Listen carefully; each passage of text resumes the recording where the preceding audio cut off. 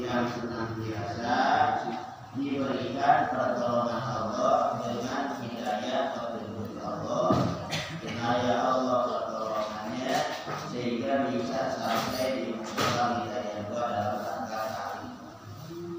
Dan mudah-mudahan dulu hadir bersama kita menjadi bagian catatan ibadah yang tentunya dapat diterima di hadapan Allah Subhanahu wa Ta'ala, dan mudah-mudahan hasilnya adalah keberkahan dalam hidup kita masing-masing. Amin ya rabbal alamin.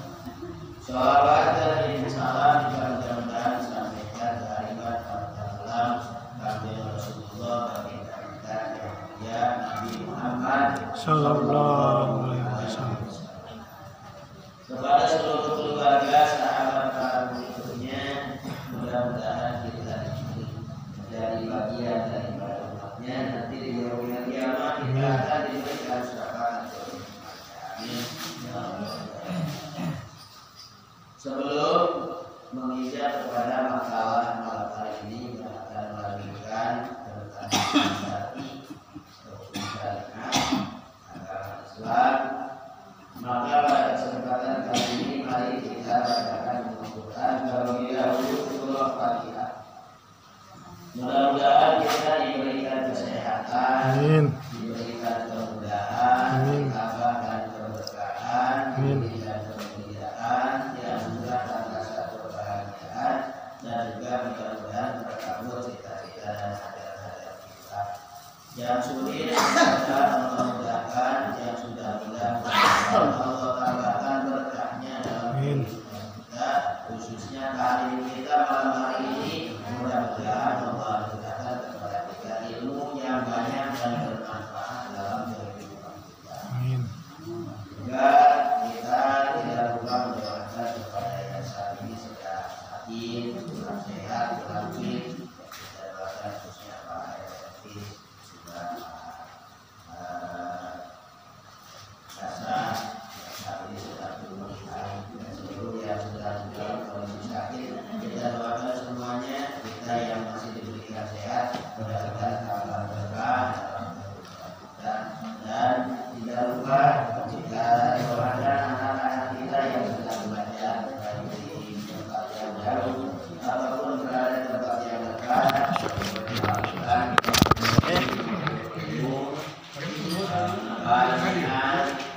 mudah-mudahan diberikan kemudahan dalam belajarnya, sehat walafiat jasmani rohaninya.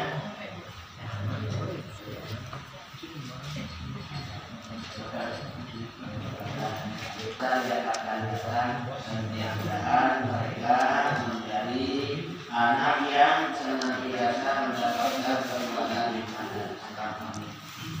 Juga bagi ahli kubur keluarga besar kita yang saat ini sudah meninggalkan dahulu daripada kita, mendahului kepada kita masing-masing, orang tua kita, para guru kita, saudara-saudara kita, kami kita, mudah-mudahan semuanya diampunkan di hadapan Allah Subhanahu.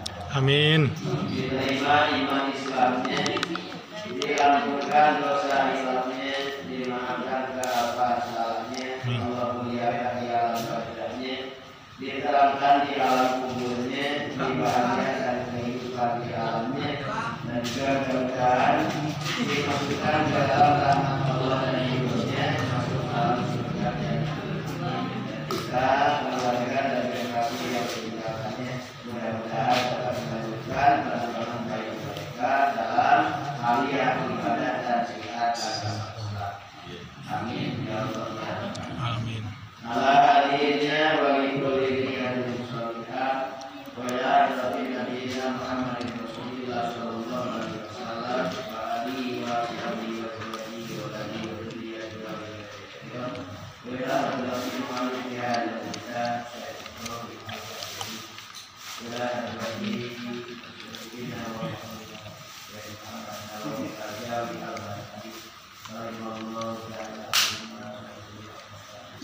dan selanjutnya mari kita tuangkan akidah kita dengan membacakan kalimat A'udzu billahi minasy syaithanir rajim. Bismillah.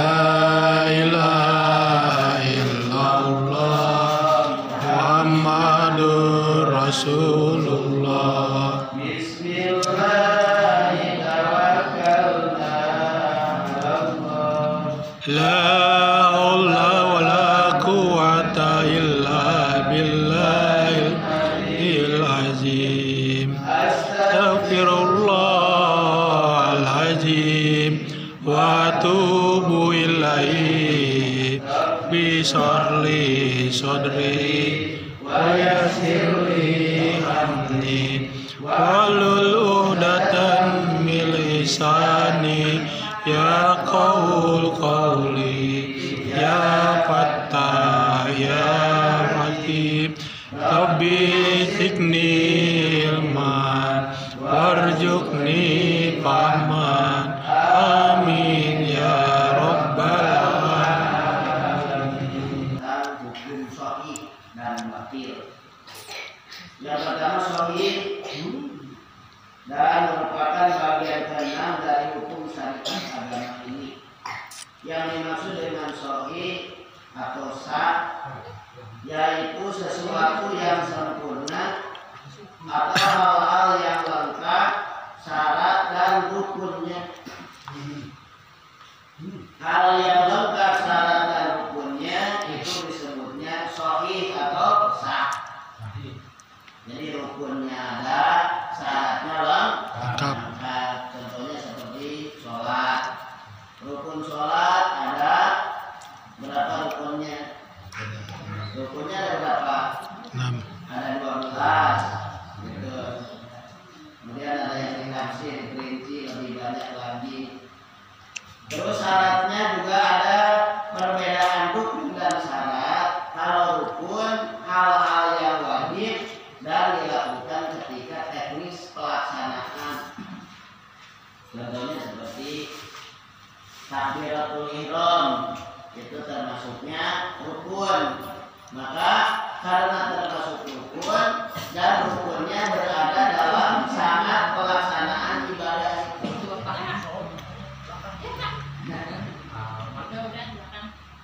Ibu-ibu sudah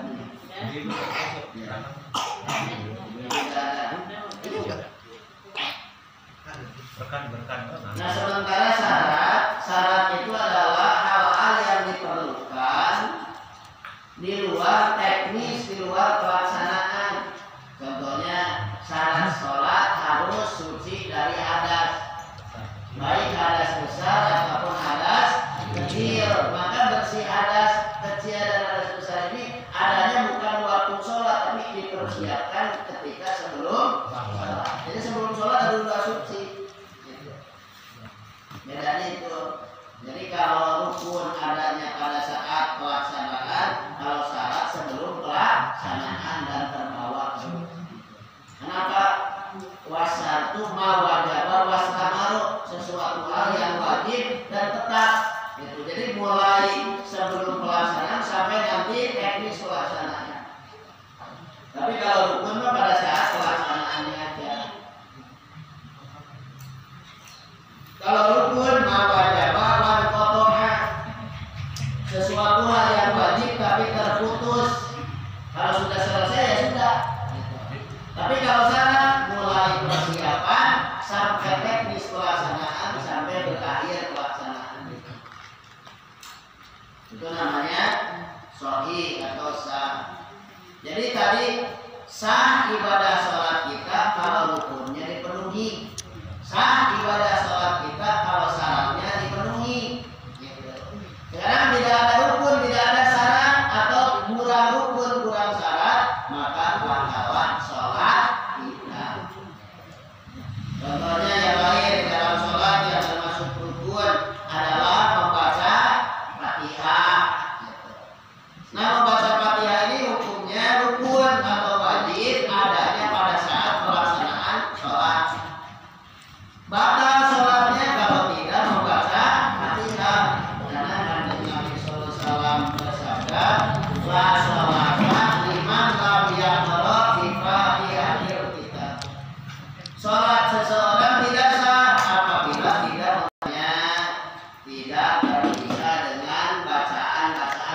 lain salah satunya. Contohnya tidak terpisah dengan bacaan yang lain. Kita lagi membaca iyyaka na'budu wa iyyaka nasta'in. Terus Qul huwallahu ahad, Allahus samad, lam yalid wa lam yulad wa lam yakul lahu kufuwan ahad. Atau di luar tiba-tiba ada yang mengucapkan salam, ada yang mengucapkan salam. Assalamualaikum, lagi sholat kita baca kita jawab. Waalaikumsalam, dan bentar kok ini lagi sholat. Nah maka jangan mengucapkannya, itu menjawabnya tadi kita sudah mengisinya dengan ucapan lain atau dengan kalimat lain, maka hukumnya kenapa? Fatihah ini harus utuh, tidak boleh terselip dengan kalimat dan ayat yang lain, dari mulai bismillah sampai ghairil maghdubi alaihim dolin.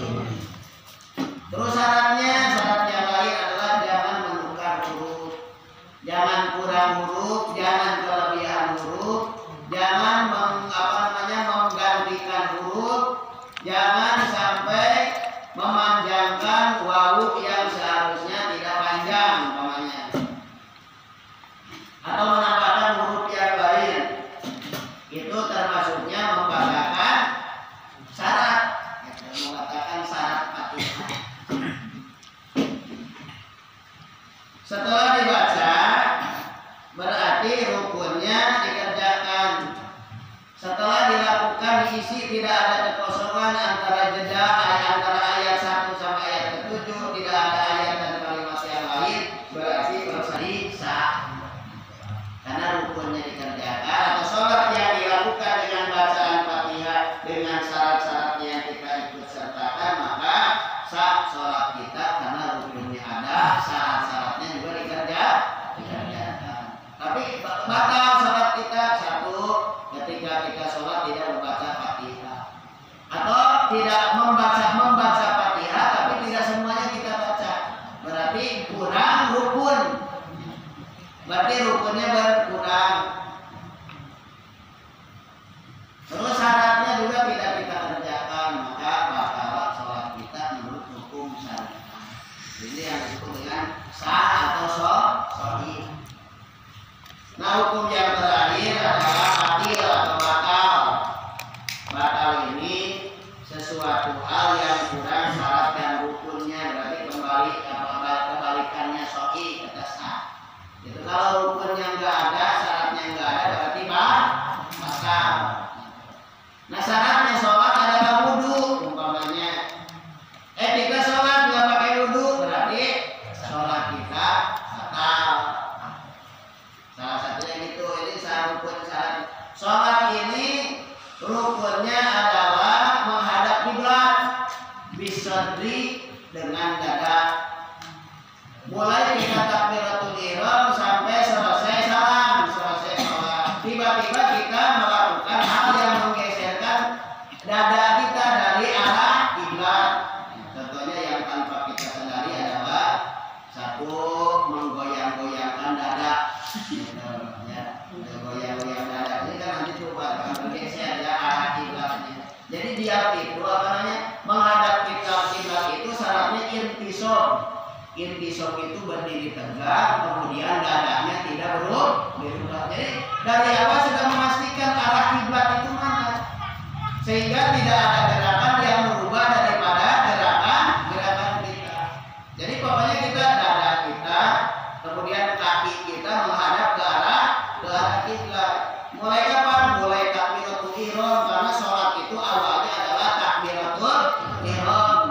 Karena definisi sholat itu aqwalun wa af'alun muftatahatun bitakbir wa muftatamatun bitaslim.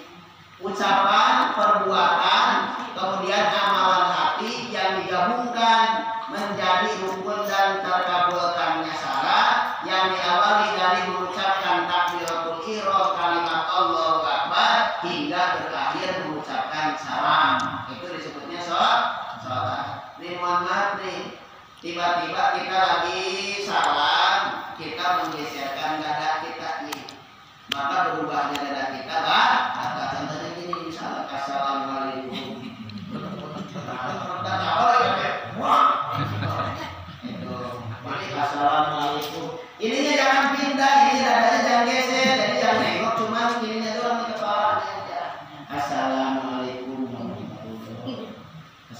Assalamualaikum warahmatullahi wabarakatuh. Dan salamnya di dalam sholat itu cuma sampai warahmatullah.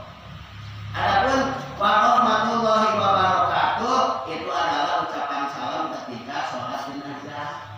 Gitu. Dan ini harus tahu bedanya nih ya. Nanti khawatir nanti imamin salah nanti. Dan lagi saking musuhnya, saking semangatnya, Assalamualaikum warahmatullahi wabarakatuh. Dan di luar terjawab, Waalaikumsalam warahmatullahi wabarakatuh. Jadi ada bedanya ya. Tuh ada bedanya. Sholat ketika sholat salamnya sampai Assalamualaikum warahmatullahi. Assalamualaikum warahmatullahi. Dadanya jangan dibelokin. Kalau dadanya dibelokin berarti belok dari arah kiblat. Berubah dari arah kiblat ya. Itu kenapa bisa dibedain gitu perbedaan salamnya? Oh, salamnya ittiba. Ittiba itu artinya apa? Mengikuti kepada apa yang diucapkan oleh kanjeng Rasul Nabi Muhammad. Gitu. Jadi Nabi kalau salam waktu sholat dia salamnya Assalamualaikum warahmatullahi. Terus kalau waktu salam waktu melaksanakan sholat itu Assalamualaikum warahmatullahi wabarakatuh. Gitu. Ittiba. Jadi mengikuti kepada sunnah kanjeng Nabi kita Nabi Muhammad Sallallahu Alaihi Wasallam. Jadi bukan dibuat-buat suka. Tapi memang kanjeng Nabi yang memberikan aturan seperti itu karena Nabi menyebutkan shollu kama ra'aitumuni usolli. Salatlah kalian seperti engkau melihat salatku. Gitu. Berarti apa? Ucapan yang dilakukan ketika salat oleh Nabi itu yang kita tiru. Amal perbuatan atau gerakan yang dilakukan oleh Nabi itulah yang kita tiru. Takbirnya sampai kepada salamnya. Jadi sudah tuntas tuh hukum syariat itu satu, ada yang disebut dengan wajib, kemudian sunnah, kemudian haram, kemudian makruh, ditambah lagi waktu itu ada yang disebut dengan mubah. Tadi dua hukum sudah disampaikan, sahih dan batil. Jadi sudah lengkap ya. Ustaz, makanya kalau ada imam yang Assalamualaikum pakai warahmatullahi wabarakatuh, kita batal apa itu kita? Kenapa? Udah jangan diikutin. Udah jangan diikutin kalau salamnya gitu. Jadi sebetulnya tidak membatalkan tapi tidak sesuai dengan aturan dan sebaiknya tidak dilakukan karena memang berbeda, ada perbedaan. Itu sahih dan batil yang melengkapi kepada masalah yang disampaikan dalam kesempatan malam. Kalau kita di itu kita berada di satu tempat kita nggak tahu kiblat nih, memang pikiran kita juga tuh kesana gitu ya. Tiba-tiba udah selesai di satu orang itu gimana? Nah ini sering terjadi nih, tiba-tiba sholatnya ngetan. Menurut dia kiblat. Masa tadi sholat kemana? Sholat itu maketan, Pak. Gitu. Nah, bagaimana? Cuman nggak boleh dilakukan. Kayaknya enak begini nih. Gitu. Ya. Contohnya seperti sholat jamaah, sholat qashar. Sholat jamaah, sholat qashar. Kalau perjalanan kita waktu kita melakukan safar menempuh perjalanan 85 km maka boleh dijamaah atau boleh juga qashar.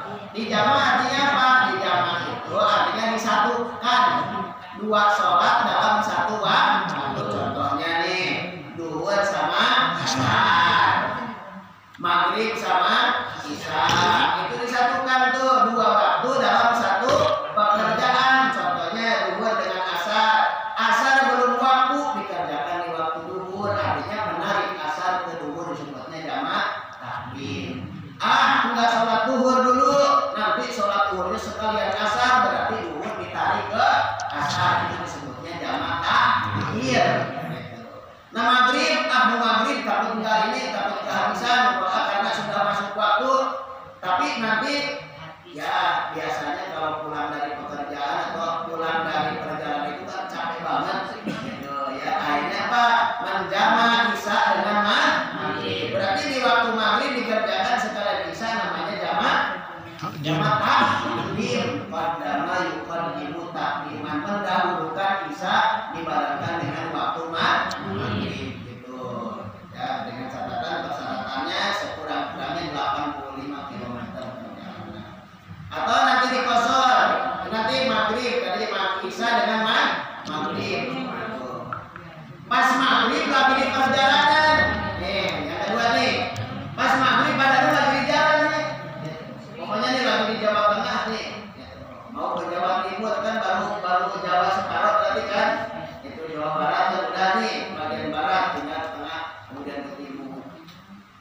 Karena dalam kondisi darurat dan juga ada aturan yang membolehkan menarik sholat maghrib ke isya, ketika kita tahu dan paham ilmunya, maka itu menjadi kemudahan.